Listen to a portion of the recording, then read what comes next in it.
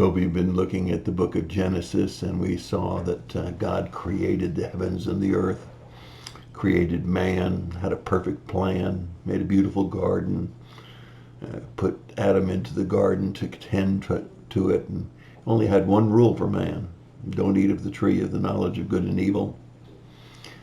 Unfortunately, man, with his free will, ate from the tree. His wife also. They were cast out of the garden.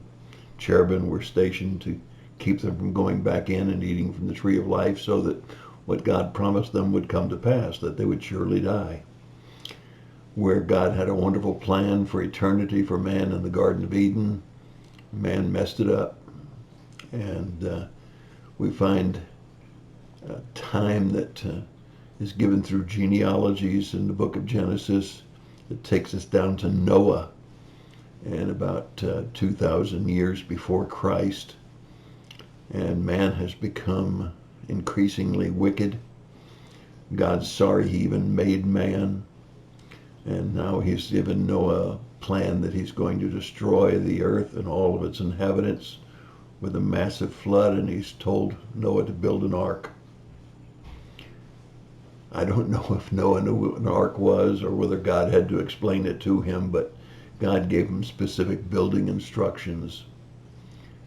And we see that Noah and his family are going to be spared by God's method of salvation, which is the ark.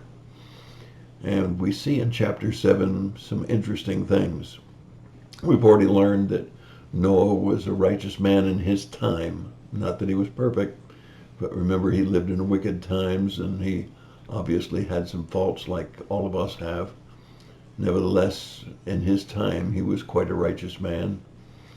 And God has noticed him, and we see the word but. And we see that God's plan is to spare Noah and his family. Now, a number of years ago, I had a test at a conference, and the first question was, how many of each animal did Noah take on the ark? And most of us would answer 2. Of course, that's not correct, because Noah actually took 7 of each of the clean animals and 7 of the birds. It's found here in chapter 7. And we also find that in the same questionnaire that I had in this conference many years ago, the question was it the 40 days and 40 nights of rain that flooded the earth that took away the inhabitants of the earth? And the answer again is no. Actually, it's revealed to us again in chapter 7 that not only was it not just 2 animals of each kind that were taken on the ark, but also we learned that after 7 days of obviously loading up the ark, it began to rain, but it also opened up the springs, and water came from below as well as from above to flood the earth. As Bill Cosby says, the sewers backed up and flooded the earth, but no, springs from beneath and rain from above is what flooded the earth. Let's take a look at chapter 7.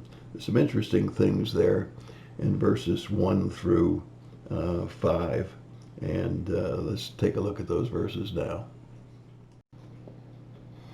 Then the Lord said to Noah, enter the ark, you and all of your household, for you alone I have seen to be righteous before me in this time. You shall take with you of every clean animal by 7s, a male and his female, and of the animals that are not clean 2 of a male and his female.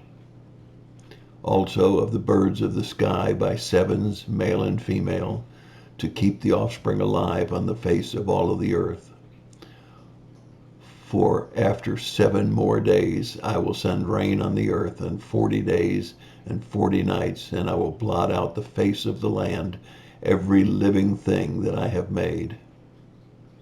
Noah did according to all that the Lord had commanded him. Well, you'll notice in verse 1 that's God's timetable. God's the one that told Noah when to enter the ark. You'll also notice that he was righteous before God in that time. Again, in verse 2, we want to point out that there were 7 of the clean animals, male and female. and 7 of each of the birds, male and female. Also, I want you to notice he gave the 7-day warning. I don't know whether that was to get the animals loaded on or not. I thought I mentioned to you yesterday that the animals came to Noah. Noah did not have to go out and hunt them down. Very interesting detail that's in the scriptures. But verse 11 tells us about the springs coming up as well as the rains coming down. So that's in verse 11. But the verse that I really want you to focus in on today is verse 5. Noah was 600 years old. He built this massive ark. Who knows how long it took. And then it tells us that Noah did all that God had commanded him, in spite of how ridiculous it must have looked, in spite of how difficult it must have been.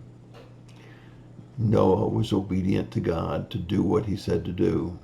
He had to give him his time, his talent, and his tithe. Yes, Noah was obedient to God. And that's my thought for the day. God bless you and have a great day.